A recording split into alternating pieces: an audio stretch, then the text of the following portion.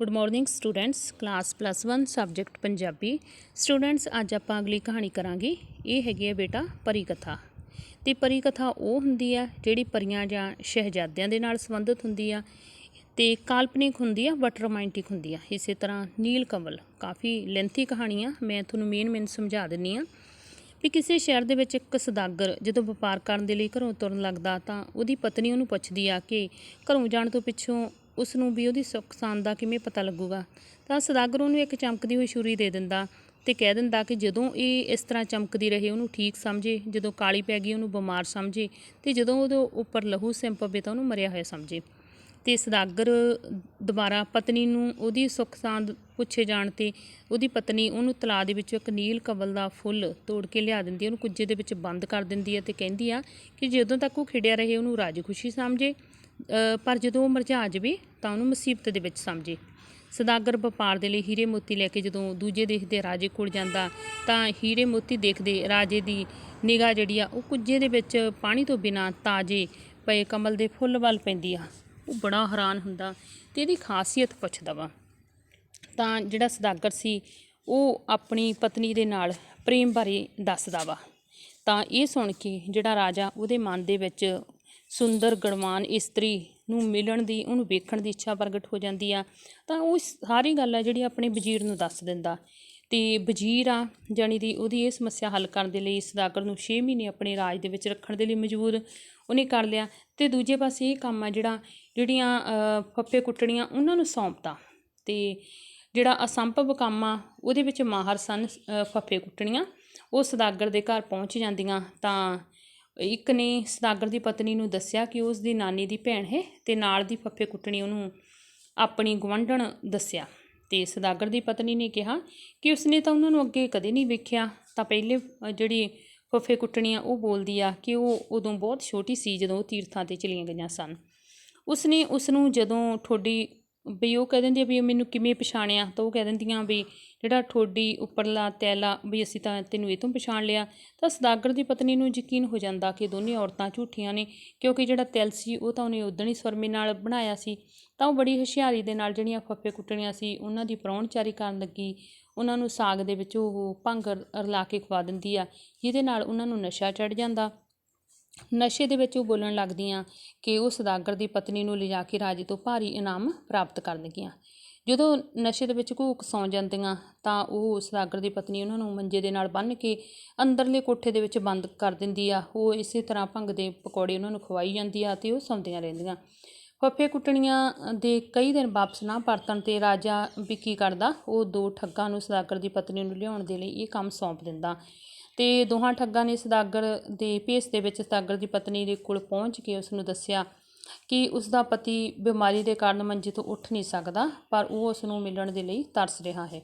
ਸੌਦਾਗਰ ਦੀ ਪਤਨੀ ਨੇ ਅੰਦਰ ਜਾ ਕੇ ਦੇਖਿਆ ਕਿ ਉਹ ਜਿਹੜੀ ਛੁਰੀ ਆ ਉਹ ਚਮਕਦੀ ਸੀ ਤਾਂ ਉਹ ਸਮਝ ਗਈ ਕਿ ਦੋਵੇਂ ਇਹ ਝੂਠੇ ਨੇ ਤੇ ਉਸਨੇ ਉਹਨਾਂ ਦੀ ਆਓ ਭਗਤ ਕੀਤੀ, ਉਹਨਾਂ ਨੂੰ ਭੰਗ ਦੇ ਪਕੌੜੇ ਖਵਾ ਤੇ ਤਾਂ ਉਹ ਵੀ ਘੂਕ ਸੌਂ ਗਏ। ਇਸੇ ਤਰ੍ਹਾਂ ਉਹਨਾਂ ਨੂੰ ਉਹਨੇ ਕੋਠੜੀ ਦੇ ਵਿੱਚ ਬੰਦ ਕਰਤਾ। ਕਈ ਦਿਨ ਰਾਜੇ ਨੇ ਇਸੇ ਤਰ੍ਹਾਂ ਉਡੀਕਿਆ। ਜਦੋਂ ਉਡੀਕ ਕੀਤੀ ਸਾਰਾ ਵਿਅਰਥ ਤਾਂ ਉਹਨਾਂ ਨੇ ਸੋਚਿਆ ਵੀ ਰਾਜੇ ਤੇ ਵਜ਼ੀਰ ਨੇ ਉਹਨਾਂ ਨੇ ਦੋਨਾਂ ਨੇ ਸਲਾਹ ਕੀਤੀ ਤੇ ਦੋਵੇਂ ਸੌਦਾਗਰ ਦੇ ਘਰ ਪਹੁੰਚ ਜਾਂਦੇ ਆ।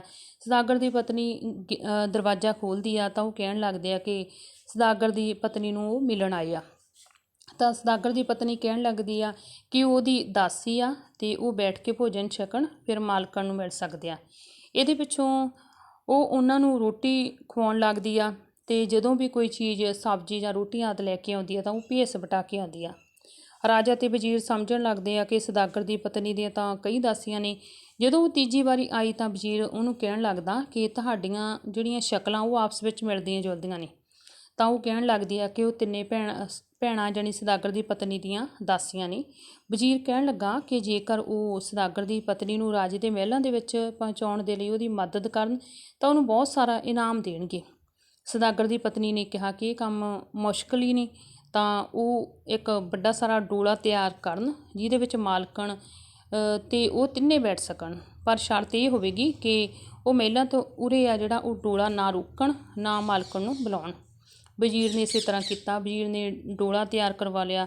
ਸੌਦਾਗਰ ਦੀ ਪਤਨੀ ਨੇ ਡੋਲੇ ਦੇ ਵਿਹੜੇ ਵਿੱਚ ਜਣੀ ਦੀ ਉਹਨੂੰ ਵਿਹੜੇ ਦੇ ਵਿੱਚ ਰਖਾਤਾ, ਰਾਜੇ ਤੇ ਵਜ਼ੀਰ ਨੂੰ ਬਾਹਰ ਭੇਜਤਾ ਤੇ ਅੰਦਰੋਂ ਦੋਹਾਂ ਫੱਫੇ ਕੁੱਟਣੀਆਂ ਤੇ ਦੋਹਾਂ ਠੱਗਾਂ ਨੂੰ ਭੰਗ ਦੇ ਪਕੌੜੇ ਦੇ ਨਾਲ ਬੇਹੋਸ਼ ਕਰਕੇ ਉਹਨਾਂ ਦਾ ਮੂੰਹ ਸਿਰ ਮੁੰਨ ਕੇ ਕਾਲਖ ਮਲ ਕੇ ਮੂੰਹ ਤੇ ਹੱਥ ਪੈਰ ਬੰਨ੍ਹ ਕੇ ਉਹ ਡੋਲੇ ਦੇ ਵਿੱਚ ਸੁੱਟ ਦਿੱਤਾ।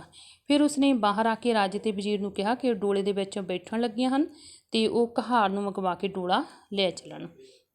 ਜਦੋਂ ਰਾਜਾ ਤੇ ਵਜ਼ੀਰ ਡੋਲਾ ਲੈ ਕੇ ਆਪਣੇ ਮਹਿਲਾਂ ਦੇ ਵਿੱਚ ਪੁੱਜਦੇ ਆ ਤਾਂ ਡੋਲਾ ਖੋਲ੍ਹਦੇ ਆ, ਦੇਖ ਕੇ ਹੈਰਾਨ ਹੋ ਜਾਂਦੇ ਆ ਕਿ ਉਹ ਫੱਫੇ ਕੁੱਟਣੀਆਂ ਦੇ ਠੱਗ ਉਹ ਨੂੰ ਦੇਖਦੇ ਉਹ ਹੱਥ ਮਲਦੇ ਰਹਿ ਜਾਂਦੇ ਆ। ਇਹਦੇ ਪਿੱਛੋਂ ਜਦੋਂ ਜਣੀ ਦੀ ਵਜ਼ੀਰ ਨੇ ਰਾਜੇ ਦੇ ਨਾਲ ਸਲਾਹ ਕਰਕੇ ਇੱਕ ਹੋਰ ਚਾਲ ਚੱਲੀ। ਉਹਨੇ ਸੌਦਾਗਰ ਨੂੰ ਕਿਹਾ ਕਿ ਉਹ ਰਾਜਾ ਉਸ ਨੂੰ ਉੱਪਰ ਬਹੁਤ ਖੁਸ਼ ਹੈ ਤੇ ਉਹ ਉਸ ਨੂੰ ਆਪਣਾ ਮੰਤਰੀ ਬਣਾਉਣਾ ਚਾਹੁੰਦਾ, ਜਿਹਦੇ ਕਰਕੇ ਉਸ ਨੂੰ ਹੁਣ ਇੱਥੇ ਹੀ ਰਹਿਣਾ ਪਊਗਾ। ਤਾਂ ਉਹ ਆਪਣੀ ਪਤਨੀ ਨੂੰ ਵੀ ਉੱਥੇ ਲਿਆਵੇ। ਸੌਦਾਗਰ ਨੇ ਜਦੋਂ ਘਰ ਆ ਕੇ ਪਤਨੀ ਨੂੰ ਸਾਰੀ ਗੱਲ ਦੱਸੀ ਤਾਂ ਉਸਨੇ ਕਿਹਾ ਕਿ ਇਸ ਵਿੱਚ ਵੀ ਰਾਜੇ ਦੀ ਕੋਈ ਚਾਲ ਹੈ, ਪਰ ਉਸ ਦੇ ਸਿਰ ਦੇ ਉੱਤੇ ਮੰਤਰੀ ਬਣਨ ਦਾ ਭੂਤ ਸਵਾਰ ਸੀ, ਇਸ ਕਰਕੇ ਉਹਦੀ ਇੱਕ ਨਾ ਮੰਨੀ ਤੇ ਪਤਨੀ ਨੂੰ ਲੈ ਕੇ ਰਾਜੇ ਦੇ ਮਹਿਲਾਂ ਦੇ ਨੇੜੇ ਹਵੇਲੀ ਦੇ ਵਿੱਚ ਆ ਗਿਆ। ਤੇ ਕੁਝ ਦਿਨਾਂ ਮਗਰੋਂ ਰਾਜੇ ਦੀ ਇੱਛਾ ਪੂਰੀ ਕਰਨ ਦੇ ਲਈ ਵਜ਼ੀਰ ਨੇ ਸੌਦਾਗਰ ਨੂੰ ਕਿਹਾ ਕਿ ਰਾਜੇ ਨੂੰ ਇੱਕ ਚੀਜ਼ ਦੀ ਲੋੜ ਹੈ ਜਿਸ ਦਾ ਨਾ ਕੁਝ ਹੈ, ਤਾਂ ਉਹ ਕਿਤੋਂ ਲੈ ਕੇ ਆਵੇ। ਸੌਦਾਗਰ ਨੂੰ ਇਹ ਗੱਲ ਸਮਝ ਨਾ ਲੱਗੀ, ਪਰ ਜਦੋਂ ਉਸਨੇ ਆਪਣੀ ਪਤਨੀ ਦੇ ਨਾਲ ਗੱਲ ਕੀਤੀ ਤਾਂ ਉਹ ਰਾਜੇ ਦੀ ਚਾਲ ਉਹ ਸਮਝ ਗਈ। ਤਾਂ ਉਸਨੇ ਆਪਣੇ ਪਤੀ ਨਾਲ ਮਿਲ ਕੇ ਘਰ ਦੇ ਵਿੱਚ 2 ਟੋਏ ਪੱਟ ਲਏ, ਇੱਕ ਦੇ ਵਿੱਚ ਗੁੜ ਦਾ ਸ਼ੀਰਾ ਭਰਤਾ ਤੇ ਦੂਜੇ ਵਿੱਚ ਪੰਛੀਆਂ ਦੇ ਖੰਭ ਭਰਤੇ। ਤੇ ਫਿਰ ਉਸਨੇ ਆਪਣੇ ਪਤੀ ਨੂੰ ਕਿਹਾ ਕਿ ਉਹ ਬਾਹਰ ਜਾ ਕੇ ਸਭ ਨੂੰ ਦੱਸ ਦੇਵੇ ਕਿ ਉਹ ਕੁਝ ਲੈਣ ਦੇ ਲਈ ਕਿਸੇ ਹੋਰ ਦੇਸ਼ ਜਾ ਰਿਹਾ ਹੈ। ਉਂਝ ਉਹ ਦਿਨ ਭਰ ਬਾਹਰ ਜੰਗਲਾਂ ਦੇ ਵਿੱਚ ਰਹਿ ਕੇ ਰਾਤੀਂ ਘਰ ਆ ਕੇ ਸੌਂ ਜਾਇਆ ਕਰੇ।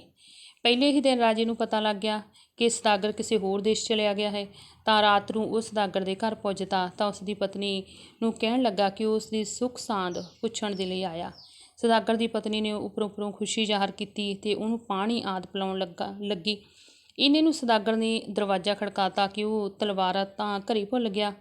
ਤਾਂ ਜਦੋਂ ਸੌਦਾਗਰ ਦੀ ਪਤਨੀ ਬੂਹਾ ਖੋਲ੍ਹਣ ਲੱਗੀ ਤਾਂ ਰਾਜੇ ਨੇ ਕਿਹਾ ਕਿ ਉਸ ਨੂੰ ਕਿਧਰੇ ਲੁਕਾ ਦੇਵੇ, ਨਹੀਂ ਤਾਂ ਉਸ ਦੀ ਬੜੀ ਬਦਨਾਮੀ ਹੋਵੇਗੀ। ਸੌਦਾਗਰ ਦੀ ਪਤਨੀ ਦੇ ਕਹਿਣ ਉੱਤੇ ਜਦੋਂ ਉਹ ਸ਼ੀਰੇ ਵਾਲੇ ਟੋਏ ਦੇ ਵਿੱਚ ਵੜਿਆ ਤਾਂ ਉਹਦੇ ਸਰੀਰ ਦੇ ਸ਼ੀਰੇ ਦੇ ਨਾਲ ਜਣੀ ਦੀ ਉਹ ਲਿਬੜ ਗਿਆ। ਤਾਂ ਉਹ ਘਬਰਾ ਕੇ ਬਾਹਰ ਨਿਕਲਿਆ ਤਾਂ ਸੌਦਾਗਰ ਦੀ ਪਤਨੀ ਨੇ ਉਹਨੂੰ ਖੰਭਾਂ ਵਾਲੇ ਟੋਏ ਦੇ ਵਿੱਚ ਧੱਕ ਦਿੱਤਾ ਤੇ ਨਾਲ ਹੀ ਦਰਵਾਜ਼ਾ ਖੋਲ੍ਹ ਦਿੱਤਾ। ਤਾਂ ਉਹ ਆਪਣੇ ਪਤੀ ਨੂੰ ਕਹਿਣ ਲੱਗੀ ਕਿ ਉਹ ਉਸ ਨੂੰ ਬਾਹਰ ਜਾਣ ਦੀ ਲੋੜ ਨਹੀਂ, ਕਿਉਂਕਿ ਕੁਝ ਉਹਨੇ ਫੜ ਲਿਆ। ਦੋਹਾਂ ਨੇ ਰਾਜੇ ਨੂੰ ਖੰਭਾਂ ਵਾਲੇ ਟੋਏ ਦੇ ਵਿੱਚੋਂ ਬਾਹਰ ਕੱਢਿਆ। ਉਹਦੇ ਸਰੀਰ ਦੇ ਉੱਪਰ ਜਿਹੜੇ ਖੰਭ ਆ ਉਹ ਚਿੰਬੜੇ ਹੋਏ ਸਨ, ਜਿਹਦੇ ਕਰਕੇ ਉਹ ਪਛਾਣ 'ਚ ਨਹੀਂ ਸੀ ਆ ਰਿਹਾ ਤੇ ਰਾਜਾ ਵੀ ਡਰਦਾ ਮਾਰਿਆ ਨਾ ਬੋਲਿਆ। ਸੌਦਾਗਰ ਦੀ ਪਤਨੀ ਨੇ ਰਾਜੇ ਦੇ ਗਲ ਦੇ ਵਿੱਚ ਰੱਸਾ ਪਾ ਕੇ ਕਿਹਾ ਕਿ ਉਸ ਨੂੰ ਵਜ਼ੀਰ ਦੇ ਹਵਾਲੇ ਕਰ ਆਈ। ਸੌਦਾਗਰ ਨੇ ਇਵੇਂ ਹੀ ਕੀਤਾ ਤੇ ਵਜ਼ੀਰ ਨੂੰ ਕੁਝ ਸੌਂਪ ਕੇ ਆਪ ਘਰ ਆ ਗਿਆ। ਰਾਜਾ ਉੱਚੀ ਉੱਚੀ ਰੋਣ ਲੱਗ ਪਿਆ। ਵਜ਼ੀਰ ਨੇ ਰਾਜੇ ਨੂੰ ਪਛਾਣ ਲਿਆ। ਦੋਹਾਂ ਨੇ ਸੌਦਾਗਰ ਦੀ ਪਤਨੀ ਤੋਂ ਤੌਬਾ ਕੀਤੀ। ਦੂਜੇ ਦਿਨ ਸੌਦਾਗਰ ਨੇ ਰਾਜੇ ਦੇ ਦਰਬਾਰ ਵਿੱਚ ਦੱਸਿਆ ਕਿ ਉਸਨੇ ਵਜ਼ੀਰ ਨੂੰ ਕੁਝ ਸੌਂਪ ਦਿੱਤਾ ਹੈ। ਰਾਜੇ ਨੇ ਕਿਹਾ ਕਿ ਉਸਨੇ ਕੁਝ ਦੇਖ ਲਿਆ ਹੈ। ਉਸਨੇ ਸੌਦਾਗਰ ਨੂੰ ਬਹੁਤ ਸਾਰਾ ਧਨ ਦਿੱਤਾ। ਸੌਦਾਗਰ ਨੇ ਰਾਜੇ ਨੂੰ ਕਿਹਾ ਕਿ ਉਹ ਉਸ ਦੇ ਘਰ ਚਰਨ ਪਾਵੇ। ਵਜ਼ੀਰ ਬੋਲਿਆ ਕਿ ਰਾਜਾ ਸਾਹਿਬ ਨੇ ਕਿਸੇ ਦੇ ਘਰ ਨਾ ਜਾਣ ਦੀ ਕਸਮ ਖਾਧੀ ਹੈ। ਇਹ ਸੀ ਕਹਾਣੀ ਬੇਟਾ ਨੀਲ ਕਮਲ। ਇਹ ਤੁਸੀਂ ਲਿਖਣੀ ਨਹੀਂ, ਓਨਲੀ ਯਾਦ ਕਰਨੀ ਆ। Okay, thank you students.